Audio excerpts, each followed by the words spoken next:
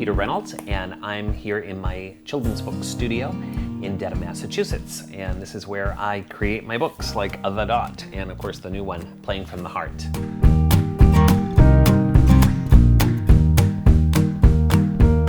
I've been illustrating and writing really kind of as long as I can remember.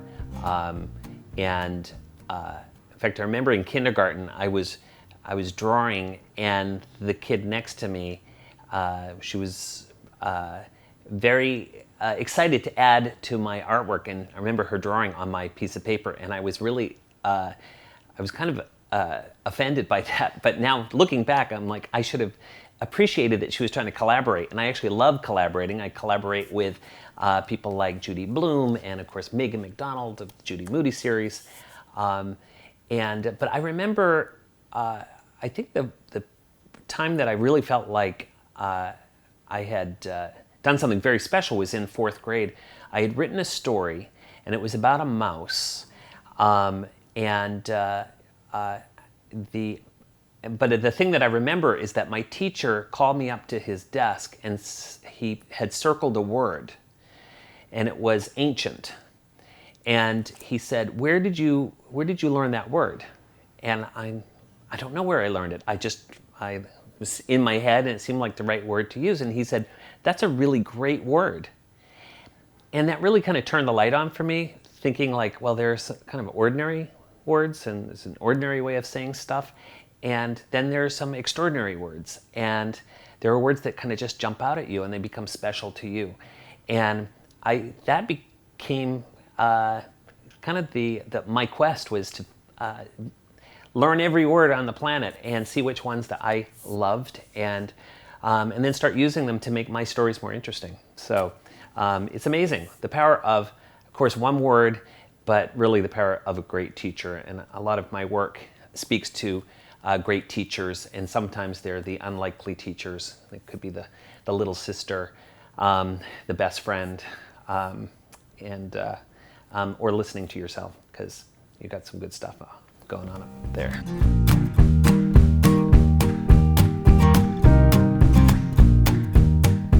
I think for me, the most meaningful part of the book is when the son has come home and he is playing some music to comfort his dad, and he's playing this song he had had memorized from his childhood lessons.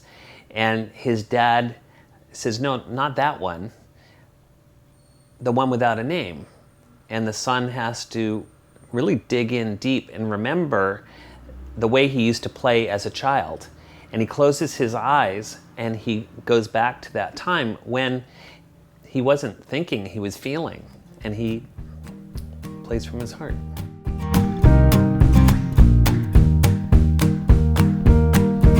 Okay, who's the reader? Who's the reader for Playing from the Heart? It's actually everybody. I happen to specialize in creating picture books. Some people call them children's books, and they certainly do look like children's books, but they happen to have pictures and just enough text just to move the story along. And the messages inside this book definitely will speak to young children, but also to any age. And in fact, similar to my book, The North Star, I always say that the older you get, the more you'll understand the North Star. And I think the older you get, the more you'll understand this book, and it will resonate with people who have experienced that, the journey of life, and learning, and loss, and rediscovery.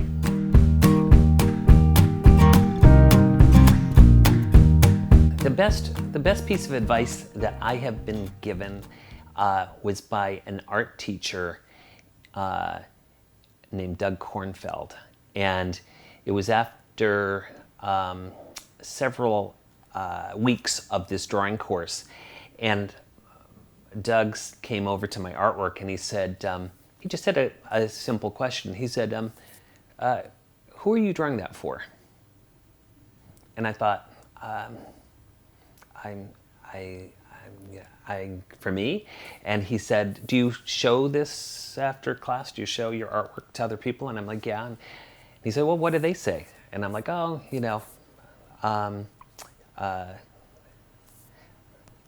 my family likes some, and some they don't. And he said, how about if you drew for yourself?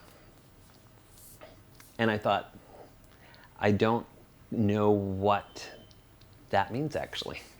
And that really kind of sent me on a quest, decades long, and it still continues, to ask myself, who am I doing this art for? Who am I telling the story for?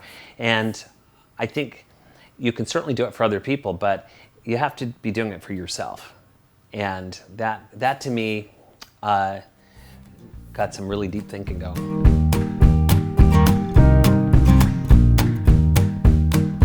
I love when my books go out there into the world, and to hear what people do with the books and how they resonate, whether you're young or old.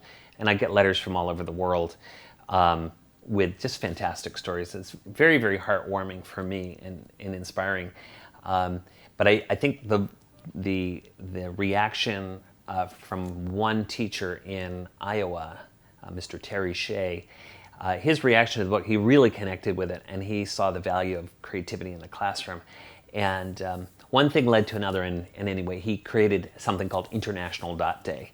And it started in his school, and of course social media sent the buzz through the web, and then it became hundreds of thousands and now millions of kids and teachers around the world in over 100 countries celebrating Dot Day, which is September 15th of every year.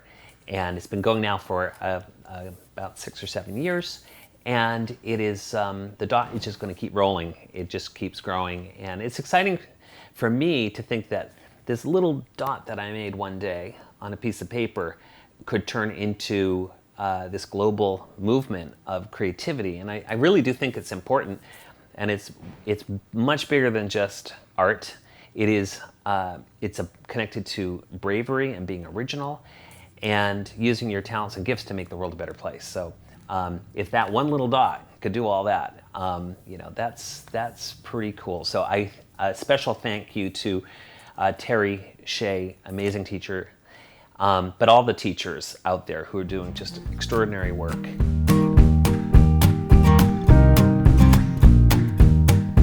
It's seeing the glass or the cup of tea as half full and not half empty. And in fact, if you have an awesome imagination, it could be empty and you could see it as full. And I think the ability to see something that doesn't exist, which is called visioning, is really, really important. And if you're creative, you can actually see something that doesn't exist. So you could say, hey, wouldn't it be, could you imagine a world where every student is plugged in and engaged and gets a diploma? I can, because I'm a creative thinker.